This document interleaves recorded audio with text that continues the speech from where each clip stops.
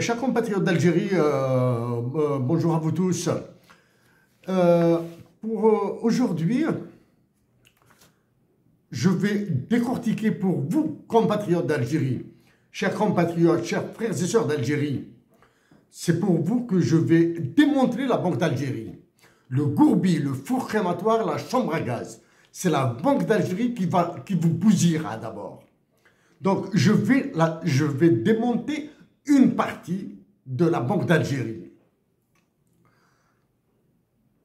Pour cela, je vais procéder avec des mots simples. Quand cela est possible, quand les aspects deviennent plus complexes, je vais essayer de les expliquer de la manière la plus accessible. Pour cela, bien sûr, un travail d'étudiant en économie, en statistique, en mathématiques, d'économistes, d'enseignants à l'université, etc., peuvent relayer ce que j'ai dit, le compléter et éventuellement me contredire. Donc, pour cela, je veux dire, pourquoi j'insiste sur la Banque centrale d'Algérie, le gourbi, le four crématoire, la chambre à gaz de mes compatriotes d'Algérie? Parce que c'est à travers elle que les généraux sur lesquels je reviendrai après, du moins immédiatement, les prétendus généraux de l'état-major et celui qui occupe la conciergerie de Macron à Alger vont vous massacrer. D'après les chiffres que je vous expliquerai et certains comportements de la Banque d'Algérie, ils vous pousseront à vous soulever, à avoir très mal, et pour vous taper dessus. Alors que l'unique solution actuellement en Algérie, pour l'Algérie, c'est la paix, la résistance, la dignité. La situation actuelle de notre patrie, oui, elle est désastreuse d'un point de vue souverain, elle est calamiteuse d'un point de vue économique, elle est à volo d'un point de vue social, mais l'un des moyens pour éviter le pire, c'est-à-dire pour éviter le scénario du Venezuela dont j'ai parlé à plusieurs reprises, le scénario du Zimbabwe, le scénario de l'Argentine, l'une des voies pour sortir de ça est votre résistance et votre dignité. Je l'ai dit à plusieurs reprises. Un sursaut des généraux patriotes doit s'opérer en Algérie pour faire partir ces vautours, ces rapaces et surtout ces antipatriotes qui sont au service de Macron et qui ont peur actuellement de Donald Trump et un peu moins de Vladimir Poutine. Ils doivent partir, ils ont mené le pays à la ruine. Il s'agit de je parlerai de chiffres de fous. Des chiffres, ils sont fous là. Ils sont fous. Mais pour vous expliquer certains chiffres, la folie de ces chiffres, je vais utiliser par exemple le Mouloudia d'Alger et la GSK. Ça c'est pour vous faire toucher du doigt la situation dramatique. Je vais aller sur des concepts probablement complexes pour vous qui m'écoutez, d'autant plus que je parle en français et non pas en arabe. Et quand bien même de temps en temps, je suis tenté d'aller vers l'anglais, et ça c'est ce que je ferai avec le FMI et la Banque mondiale. Après, je sais que je suis inaccessible, ça c'est la première. Je sais que je suis victime de blocage, tant en Algérie qu'en France, et dans certains pays d'Afrique subsaharienne, sur lesquels je reviendrai en dernière partie. Mais maintenant, c'est ma patrie. Ce sont vous, mes frères et sœurs d'Algérie. Ce sont les orphelins. ce sont les pauvres d'Algérie.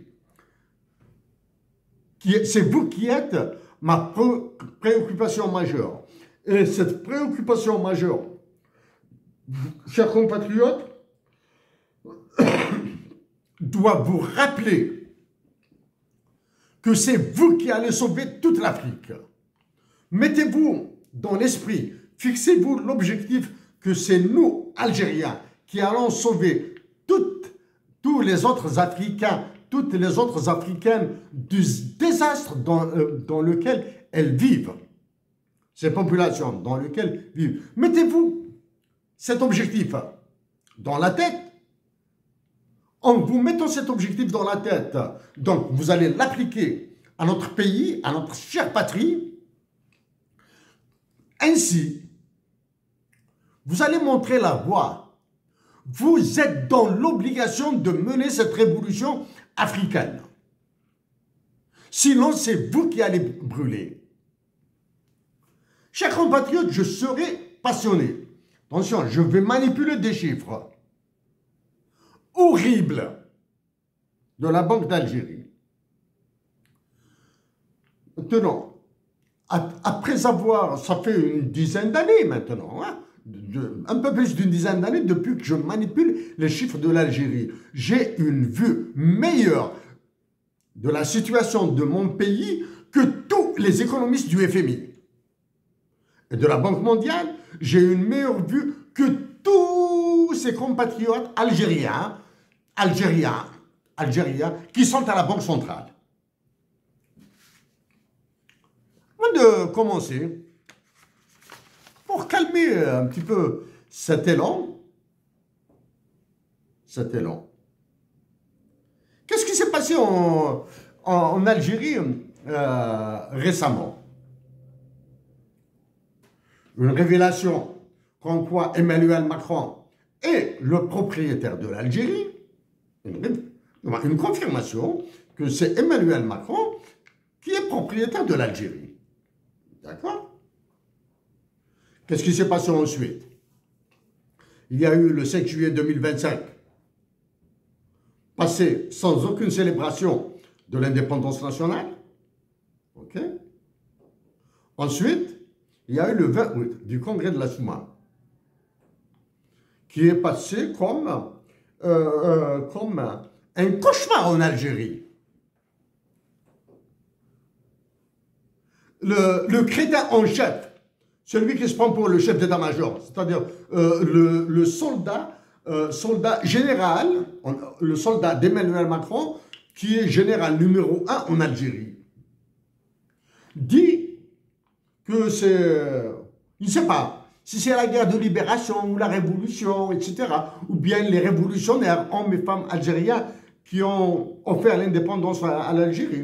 Il ne sait pas, il dit, c'est une inspiration. Il suffit peut-être que s'il n'est pas arrêté dans son élan de vulgarité et d'insulte, il risque de se prendre pour un Ben Ramdan. Il risque de se prendre pour Kim Belkacem. Il risque de se prendre pour Didish Mourad. Il risque de se prendre pour la Bible Mehdi. Il risque de se prendre pour Mustafa Ben Boulaïd. Il risque de se prendre pour Colonel Khatib. Mahmoud Al-Khatib. Il risque de se prendre. Il faut l'arrêter. Il doit, lui et les généraux de l'état-major, doivent partir. Ils sont pires que le séisme qui a frappé la Russie.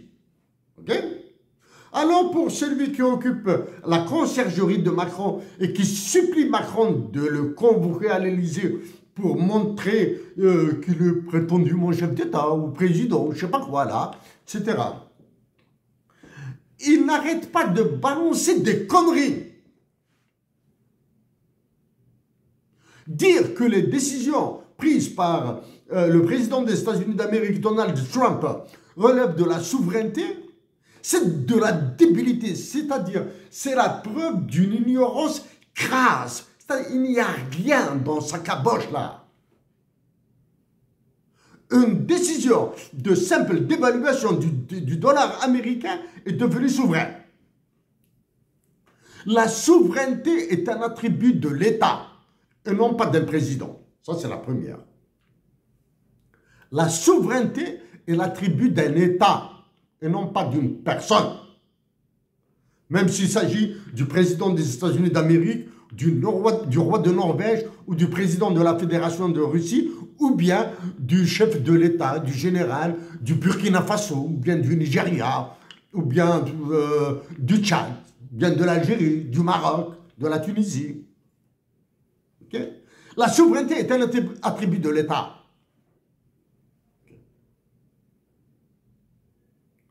Parmi les attributs de l'État, il y a la défense du territoire, la sécurité de la nation. Mais cet attribut de souveraineté de l'État est exercé à travers, par délégation, de la souveraineté de la nation, du peuple. C'est le peuple qui délègue sa souveraineté à des institutions de l'État. Ok? La souveraineté appartient au peuple. Okay. Dire que la décision prise par Emmanuel Macron et son ministre, une décision sur cette histoire de passeport diplomatique relève de la souveraineté de l'État, c'est pas une insulte, ça. Hein? Ce n'est ni une insulte, ni quoi que ce soit. Bon, la décision de Macron pour faire plaisir à son ministre de l'Intérieur, parce qu'ils sont en concurrence politique, est une gaminerie. Que ce soit la décision du roi Emmanuel Macron ou de son ministre Bruno Retailleau, celui qui est Premier ministre, là, il compte pour des prudes. Il ne compte pour absolument rien. Celui qui est Premier ministre, là, hein, en France, là. Il s'appelle comment ça? Bayrou, là. Il compte pour rien, là. Il est insignifiant dans le jeu politique en France. Il est insignifiant. Donc, qualifier la décision prise suggérée par Emmanuel Macron au ministre de l'Intérieur de la France ressemble à ces comportements de De Gaulle et Mitterrand durant la guerre de libération nationale. Ok? Ressemble. C'est une gaminerie politique. Dreri.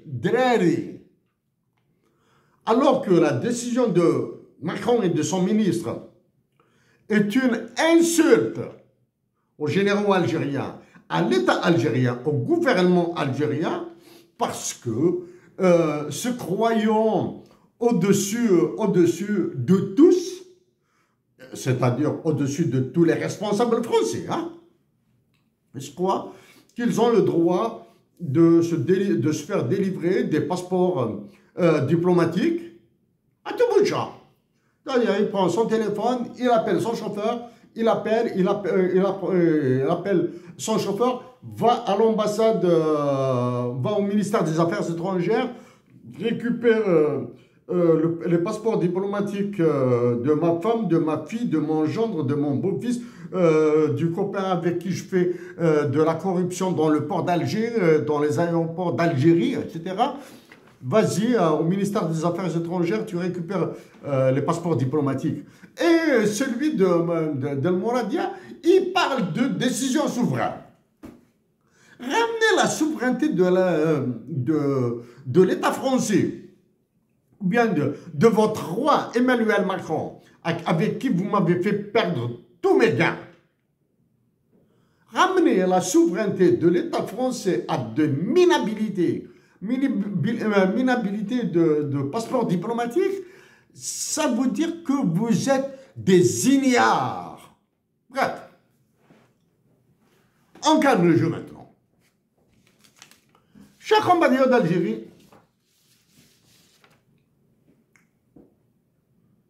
il y a des compatriotes algériens que je suis, je lis ce qu'ils écrivent, ou bien je lis ce qu'ils m'envoient. Exemple, El-Mahdi Achachor, notre compatriote écrivain, a écrit « Quelle tristesse d'avoir à défendre son pays après la joie fougueuse de le quitter. » Je répète, quelle tristesse d'avoir à défendre son pays après la joie fougueuse de le quitter. Mahdi Achachour, quand je lis, il y a des moments, il explose ma tête. Il explose. Et ça me fait du bien. Pensez ce que vous voulez des mots de Mahdi Achachour, mais laissez-moi vous dire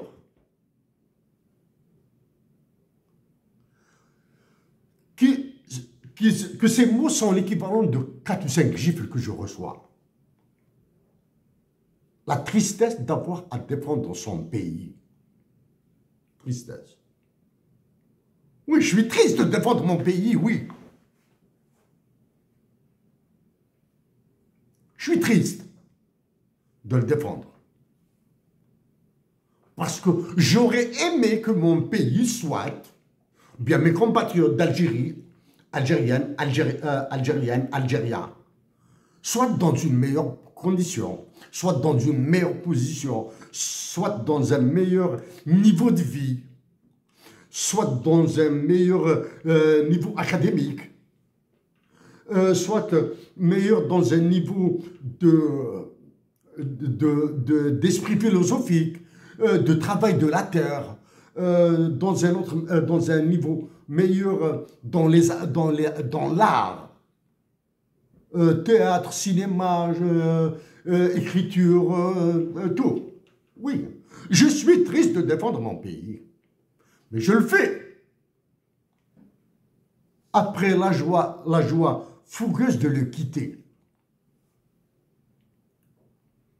Est-ce qu'il y a de la joie à quitter sa patrie? Ma patrie demeure ma patrie. L'Algérie est ma patrie. Tsamorthiou, Dakaliou, Ino. Voilà. Est-ce que j'étais heureux d'avoir quitté l'Algérie? Oui. Je me sens plus libre. Parce que vous avez une dictature militaire en Algérie. C'est la première. Je me sens plus libre. 2. Je fais ce dont j'ai rêvé. J'ai rêvé d'étudier le droit et l'économie, même si en Algérie j'ai fait de l'informatique. Oui, j'ai fait un peu d'économie et très peu de droit, mais je les ai fait. Oui, j'ai cette fougue de défendre ma patrie. Ce mélange de joie et de tristesse se transforme en passion pour défendre mon pays. En tout cas, je lirai matin, midi et soir ce qu'elle m'a dit à Achachour écrit et d'autres que d'écouter ou bien de lire les conneries de Yasmina Khadra ou de Kamel Daoud. S'il vous plaît. Ben, je sais que dans les prisons algériennes, il y a de la torture, mais lire Kamel Daoud et Yasmina Khadra ces derniers temps, depuis une dizaine d'années, c'est pire. C'est pire. Bon.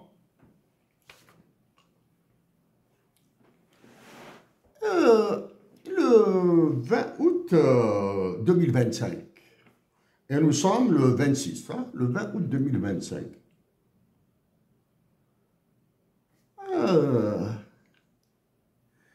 On vous donne le ministère des Moudjahidines, dans la loi des finances de 2023, son allocation était de 232,5 milliards de dinars. Je répète, en 2023, dans la loi des finances de 2023,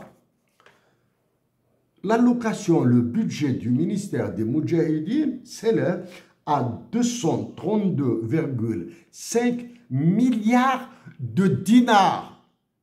Je parle de 200 milliards.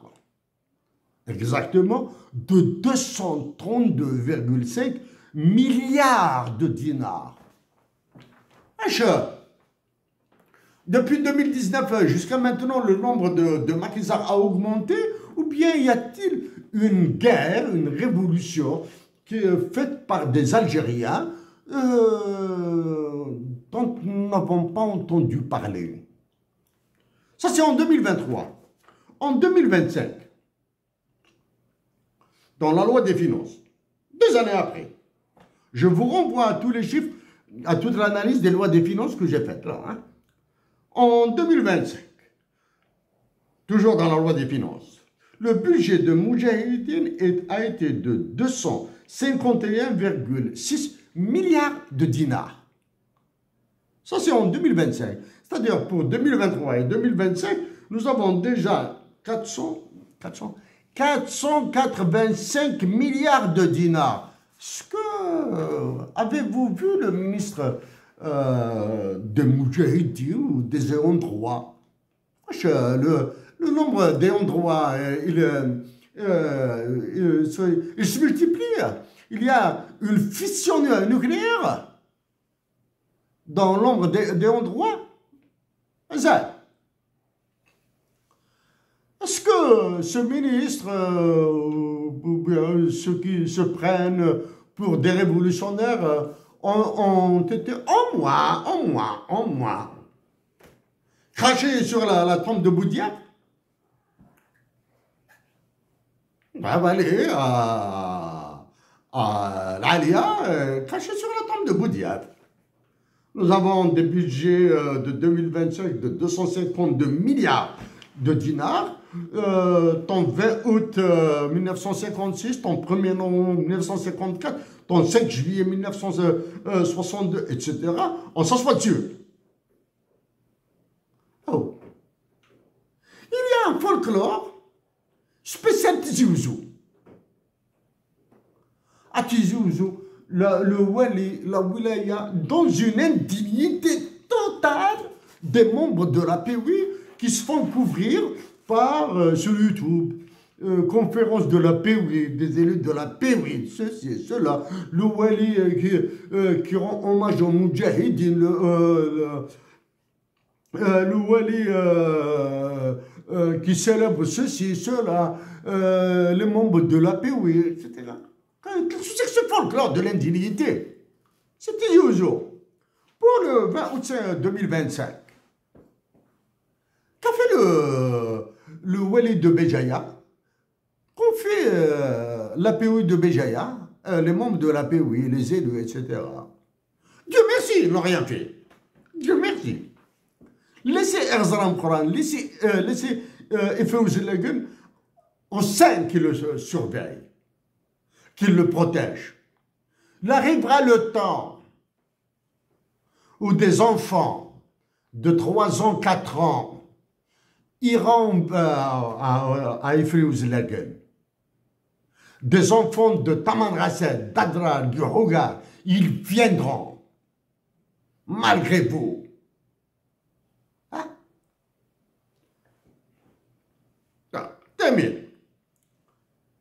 Comme je parcours quasiment tous les jours YouTube pour voir ce qui se passe en Algérie, etc. Tizi Ouzou est devenue la championne dans la danse par les fesses, de la chanson gauche-droite, alors que plus vous faites pour écraser la mémoire de Lounas Matoub, plus elle se fait entendre. Faites ce que vous voulez pour écraser la mémoire de Lounas Matoub. Faites ce que vous voulez pour l'effacer de la mémoire nationale. Faites ce que vous voulez. Ça y est, Lounas est rentré dans une autre sphère. Mais donner des biberons de dinars à des chanteurs, qui un chanteur qui se balance là, je sais pas moi, à travers la Kabylie, mais ça danse et ça chante plus en Kabylie qu'ailleurs. Hein? Avant, c'était l'Oranie. avant, Anna, Constantine, le Sud, combien même ils ont nous avons d'immenses artistes algériens du Sud, d'immenses artistes du Mali, du Niger, qui produisent des œuvres extraordinaires. Non, entendu. Mais Tizi Ouzou, voici un biberon. Voici un biberon de dinar. Allez-y, chantez, dansez, etc. Faites-nous des blagues, tu verras. Parlez-nous un peu, peut-être, de drogue, ou je sais pas quoi, là, etc. Tout ça pour faire oublier la mémoire de Lounes Matoub. Zèle, en 2025, des chanteurs, si vous êtes des professionnels, allez-y, organisez vos galas, louez des salles, payez ce qu'il faut payer, vendez vos billets, etc. Faites des t-shirts, faites ce que vous voulez comme marketing, et vendez-vous. Allez-y, vous avez les salles, vous avez loué, payez le stade.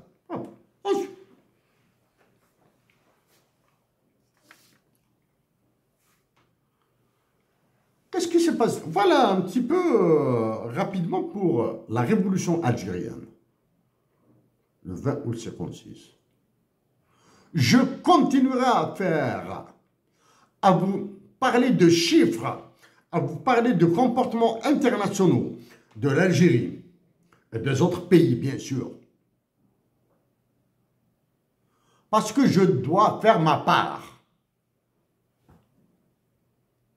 Et je dois, même si je la fais d'une manière très passionnée, je la fais avec lucidité, avec sagesse. Le jour où je sentirai qu'il y a des mots haineux de ma part, je m'arrêterai tout seul. Parce qu'il y a des mémoires qui comptent énormément pour moi. La mémoire de Dr Abdelrahman Aïssad compte énormément pour moi. La mémoire de Hussein Aït Ahmed compte énormément pour moi. L'esprit de Lounas, la mémoire de Lounas Matoub, je m'interdis d'en parler, mais l'esprit de Lounas Matoub m'habite. Dommage. Il m'est impossible de l'égaler. Dommage. N'est pas démiurge, n'est pas thaumaturge qui veut. Ok? Ah, ces chanteurs algériens, toutes et tous, hein, je dis bien toutes et tous, elles pouvaient chanter jusqu'à 150 000. Vous devez juste avoir 150 000, probablement que vous allez commencer à être dans les environs, dans la banlieue de Matoub-Lounes. 150 000, pas 15 000.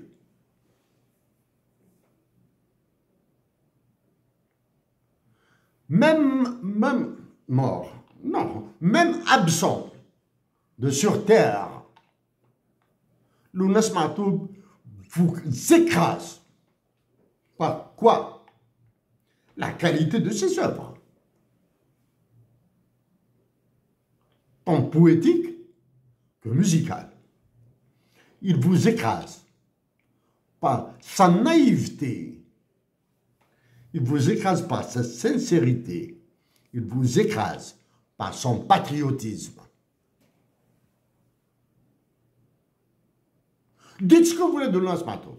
Dites qu'il était ceci, qu'il était cela, etc., etc. Le jour où vous terminerez d'insulter, de critiquer Lounes Matoub, posez-vous la question, est-ce que quelqu'un peut l'égaler? Ah, il y a des stars en Algérie, hein? Des stars. En rail, en musique andalouse, en chansons kabyles pleines de derbouka et de tchbachak. Smani Boujma, bon, ben, je t'exclus. Mais malheureusement, Boujma, j'ai eu l'occasion de parler avec vous il y a très très longtemps. Hein, nous avons échangé pendant peut-être 2-3 minutes.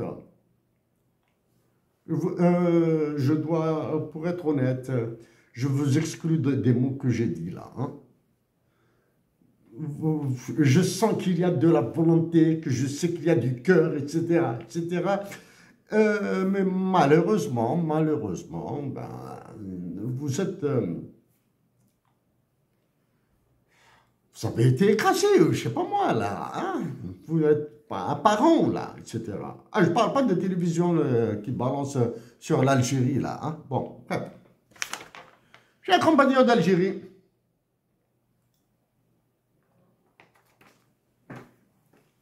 J'ai un compagnon d'Algérie. Qu'est-ce qui s'est passé avant, pour vous donner juste comme ça une idée, du moins une idée, pour que vous ayez une idée un petit peu du monde, comment il évolue là, hein? Un petit peu. Quel est le classement de l'Algérie dans l'indice de corruption?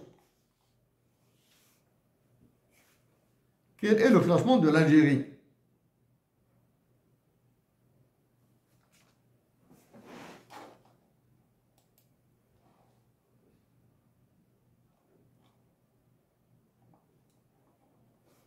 Cherchez-le sur Transparency International Index.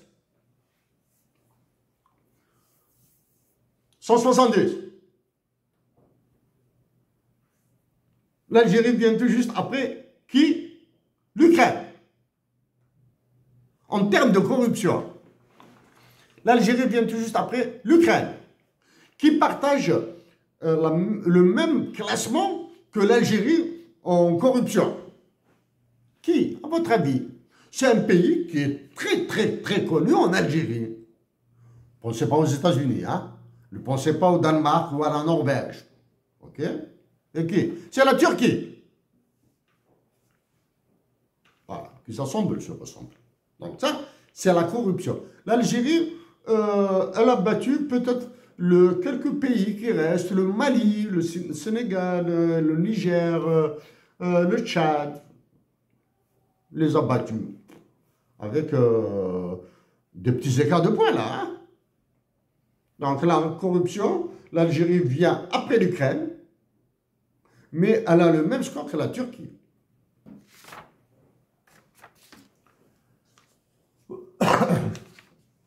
Ça, c'est tout. Récemment, comme vous savez, le président des États-Unis d'Amérique, d'un point de vue politique, il prend des décisions techniques pour dévaluer le dollar US, entre autres. Il impose des tarifs douaniers aux autres et il impose aux autres de ne pas lui imposer des tarifs douaniers. C'est une façon de dévaluer le dollar. D'accord?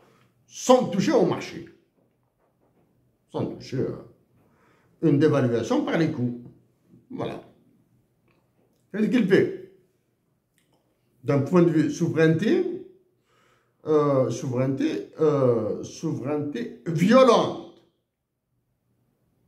Parce que l'ONU est bloquée, parce que, il a dit au Groenland, au gouvernement du Groenland, hé, monsieur, là, ou tu acceptes d'être sous ma tutelle, ou je te bouffe. Je te bouffe.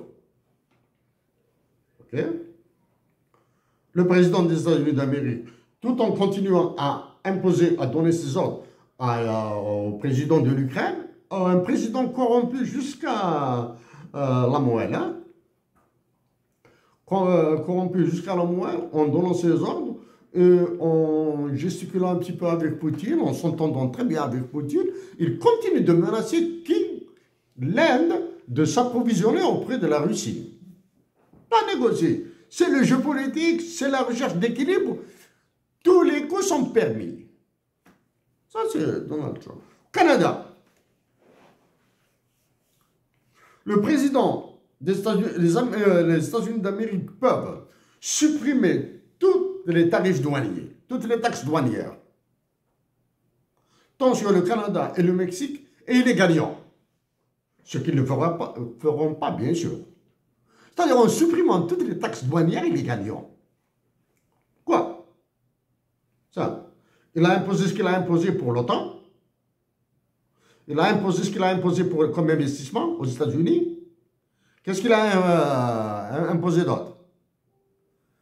Toute la gestion, tout l'aspect sécurité de la frontière entre les États-Unis d'Amérique et le Canada sera payé par le Canada intégralement. Intégralement. La gestion de la frontière US, États-Unis d'Amérique et Mexique sera payée par l'État mexicain, l'État fédéral mexicain. Lui continue, oui. L'armée américaine, les policiers américains, les douaniers américains, il faut traverser la frontière des États-Unis pour voir ce qu'est la douane américaine. Je vais revenir sur les douanes, là, hein, sur la douane américaine, sur ce qu'est un policier américain. Un policier américain, il y a du racisme, il y a tout ce que vous voulez. Tout ce que vous voulez. Il y a des bévues, il y a etc. Mais ils sont patriotes jusqu'au bout des ongles, là. Les Américains sont patriotes. Si on avait 1/100 du patriotisme américain dans les veines, dans nos veines en tant qu'Algériens, notre pays serait très très très bien. Qu'est-ce qui s'est passé donc au Canada? Le Premier ministre du Canada, Mark Carney, a décidé de supprimer toutes les mesures de rétorsion, c'est-à-dire tout ce qui est dit tarif, contre-tarif douanier. Tu fais un tarif, les États-Unis d'Amérique imposent un tarif sur un produit canadien, et les Canadiens, le gouvernement fédéral répond par un tarif sur un produit américain qui sort du cadre de l'ex-ALENA, l'accord de libre-échange nord-américain, NAFTA, North American Free Trade Area. D'accord. Il a décidé de le supprimer. On peut vous raconter, vous dire que oui, c'est pour mieux négocier en force, alors qu'avant, c'était le Canadien, c'était dollar for dollar, dollar pour dollar. Non, non. Pourquoi? L'inflation au Canada, l'inflation, elle est au-dessous de la cible. Elle est au-dessous de la cible, c'est-à-dire, d'un point de vue inflation, le Canada se porte très bien. 2,6. Elle est montée au mois de juillet à 2,8. Ça, c'est l'inflation, c'est l'instrument privilégié avec le taux directeur, avec le taux de financement à un jour de la Banque centrale. C'est les instruments privilégiés pour la gestion de l'inflation et les impacts économiques sur du moyen terme. Bref. De point de vue inflation, 2,8%, c'est 2 fois rien. Non. Pourquoi? Parce que les citoyens canadiens commencent à ressentir l'inflation qui les tape chez eux. Le café a augmenté de 40%. Le café au Canada a augmenté de 40%. Donc, quand on vous dit l'inflation de 2,6, c'est ce qui est appelé de core inflation. Ce n'est pas l'inflation qui est vécue par les citoyens. Mais maintenant, on commence à la vivre. Ah oui, quand je pars acheter du café, ah, je sens le prix là. Le prix le moins cher là, bon, à supposer qu'ils n'ont pas trafiqué le poids, hein, c'est 2,2. Entre 23 et 24 dollars. Alors qu'avant, il m'est arrivé de l'acheter à 14, 15 dollars. Là, maintenant, il est entre 22 et 24 dollars. Hein? Donc, il vaut mieux qu'il lève toutes ces mesures douanières, tous ces contre-tarifs. D'abord, le Japon, la Chine, l'Inde, le Mexique ont accepté toutes les conditions des États-Unis, l'Allemagne, le Japon, en plus d'avoir accepté certains tarifs, il va investir 600 milliards de dollars aux USA de force. Et en investissant 600 milliards de dollars aux USA, 90% des bénéfices de ces investissements resteront aux États-Unis. essayez de voir ce que font dans les investissements en Algérie. Donc maintenant, Cheikh Mbadria,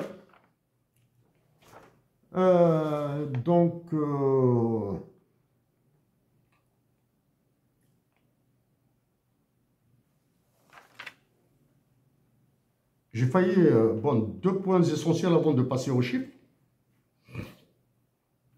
Qu'est-ce qui a été raté ce 20 août 1956, congrès de la Soumane? Qu'est-ce qui a été raté? Les détenus politiques, ça y est, ils sont considérés, ils sont partis dans le compte perte et profit, c'est-à-dire on n'en parle plus. C'est-à-dire il n'y a plus de détenus politiques en Algérie. Alors que les détenus moraux sont les généraux. Ah ben, les détenus politiques, ça y est, ils ont été oubliés. Jusqu'à quand?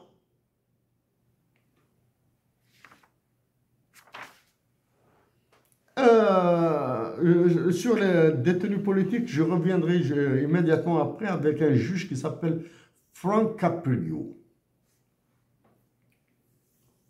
Il y a cette animalité, monstruosité, débilité, folie qui s'appelle allocation touristique de 750 €, 750 $, peu importe, 750 € par Algérien par année qui part à l'étranger. Ça peut passer. 750 €, 1 million d'Algériens par année, c'est 750 millions d'euros qui sautent des réserves internationales. 1,5 million, c'est plus d'un milliard. 2 millions d'Algériens par année, c'est 1,5 milliard d'euros qui sauteront des réserves internationales. C'est une subvention à la migration clandestine. Ça, c'est la première. C'est une subvention à la migration dite clandestine. Oui, monsieur, un Algérien va se faire son passeport, il va demander son visa, il aura un visa en Turquie ou bien au Mali, au Niger. Il n'y a pas de demande de visa, il part par voiture, etc. Imaginez 4-5 personnes qui vont comme ça. Bon, très bien. Migration. Au lieu de partir au Mali, ou bien il peut aller au Mali, passer par le Niger, remonter vers la Libye, ou bien au Mali, il ira en Mauritanie, passera au Sénégal. Du Sénégal, il paiera des clandestins qu'ils porteront au Brésil, et du Brésil, il va remonter vers les États-Unis. Ça, c'est une façon de voir. Ah bon? Ça, c'est vraiment voir très très peu. L'autre folie dont j'ai parlé en 2015, il s'agit du Hub and Spoke System. Ça touche le transport aérien, c'est-à-dire les transports par avion commerciaux. En plus d'avoir réaménagé un port international, en plus d'avoir été forcé à acheter des avions Boeing et Airbus, vous les avez oubliés, l'Algérie a été forcée par des puissances comme les États-Unis, comme la France, comme l'Allemagne, comme l'Italie, à organiser le Hub and Spoke System chez elle. C'est-à-dire, messieurs là, avec vos 750 €, vous allez stimuler la demande pour le voyage aérien et nous allons vous envoyer des voyageurs de Rome à Alger, de Rome à Constantine, de Rome à Oran, de Rome à Béjaïa, de Paris, de Lyon, de Marseille, vers les aéroports principaux algériens, d'Allemagne, d'Espagne, du Portugal, probablement d'Angleterre, etc., de Turquie. Et c'est à vous de les transporter des aéroports algériens vers leurs aéroports de destination, par exemple en Afrique du Sud, à Johannesburg. C'est-à-dire l'avion partira avec 10 voyageurs. Il reviendra avec un voyageur et un chat sud-africain. Il partira au Kenya avec 15, 20, 25, 30 voyageurs. Il reviendra avec 2 voyageurs plus, plus probablement 2 petits tigres ou bien 2 petits éléphants ou bien 2 petits crocodiles qui seront introduits par un général, etc., à travers les douanes, etc. Il va voyager dans un caisson spécial pour les besoins de joie, de plaisir des enfants d'un général ou d'un ministre en Algérie, etc. Hein? Ah ben, c'est pas que ce système. Hein? Aux États-Unis d'Amérique, un juge est décédé récemment. Ses funérailles sont pour la semaine prochaine, ou bien pour cette fin de semaine. Il s'appelle Frank Caprio. C'est un juge à la cour de Rhode Island.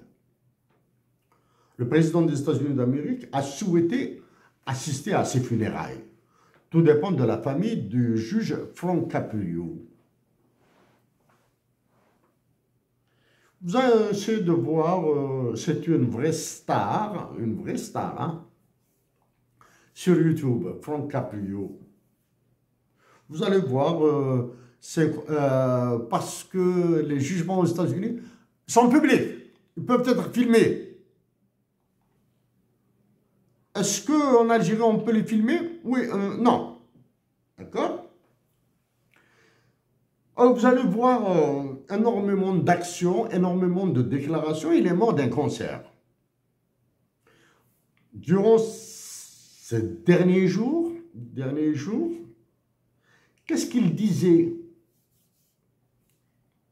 En plus de ses prières, en plus de supplier ceux qui le connaissent, de prier pour lui. Frank Caprio est mort à l'âge de 88 ans. Moi, ce qui m'a touché le plus, c'est quand il disait « Maman, maman ». Il allait rejoindre sa mère. Il prie. Il sait que c'est la fin. Il priait. Il appelait sa mère, qui est décédée il y a longtemps, là. Hein? Maman, il demande la protection de sa mère dans l'au-delà.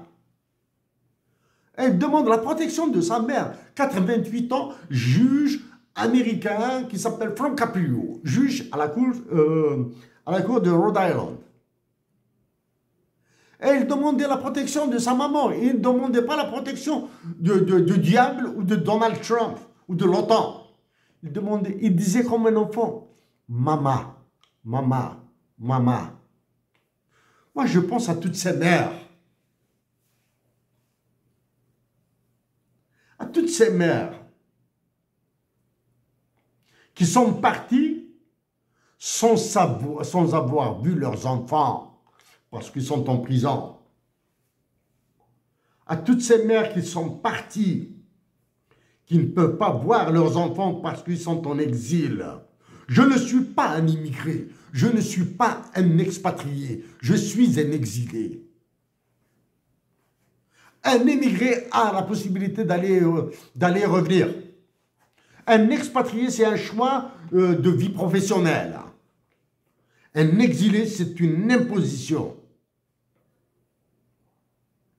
Récemment, j'ai perdu ma tante. Après avoir perdu mon frère, je n'ai pas été. J'ai perdu une tante qui a à l'âge de 88 ans. Paix à son âme. J'ai des intimes qui sont très malades. Ils sont bien entourés. Je ne fais pas de soucis pour eux. Ils sont très bien entourés. Je ne fais pas de soucis. Mais j'ai mal. Parce que je veux voir au moins me recueillir sur les tombes des personnes que j'aime. Comme Rachid Talbi, comme Mansour Hamian. Je ne les ai pas vus. Sur la tombe de Dada Rachid. Et d'autres. J'ai envie. C'est ma nature, je fais comme ça. Etc. Mais le juge Franck Capriou suppliait sa mère de le protéger dans l'au-delà. Donc moi, je fais tout pour que je reçoive la bénédiction de ma mère. يما ادعوس الخير إنكيني ادعوس الخير إلى جعلينو ادعوس الخير وقد حملها. C'est pour cette raison que je fais tout pour la paix, pour les pauvres en Algérie, pour les orphelins en Algérie. Je ferai tout ce que je peux pour eux, pour que je reçoive d'awal khair gma. J'ai pas besoin d'autre chose. J'ai besoin de paix, bien sûr. Récemment, j'ai parlé, j'ai échangé avec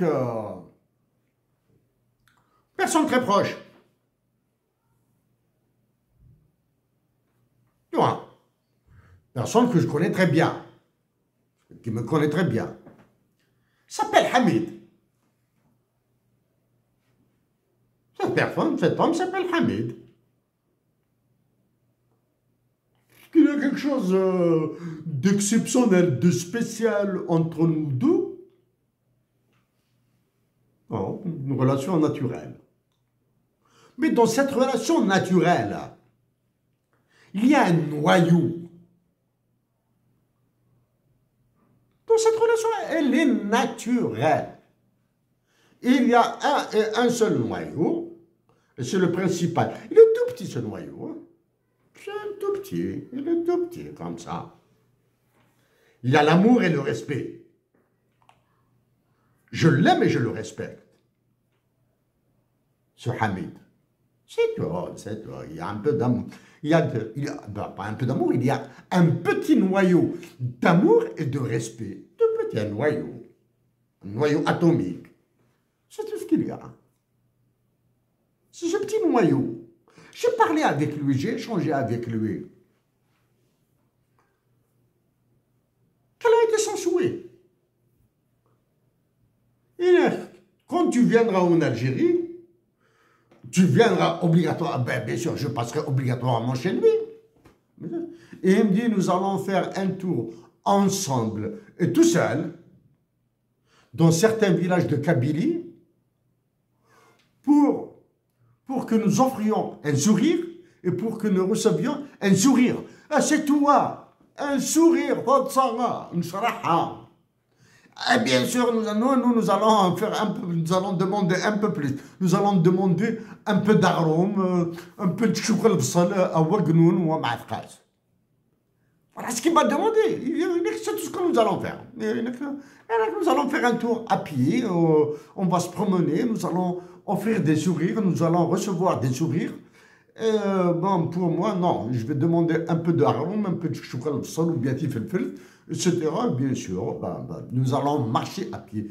Si, c'est ça, c'est aussi simple que ça. La vie est aussi simple que ça. Sauf que, oui, moi j'ai envie d'écrire un peu. Okay?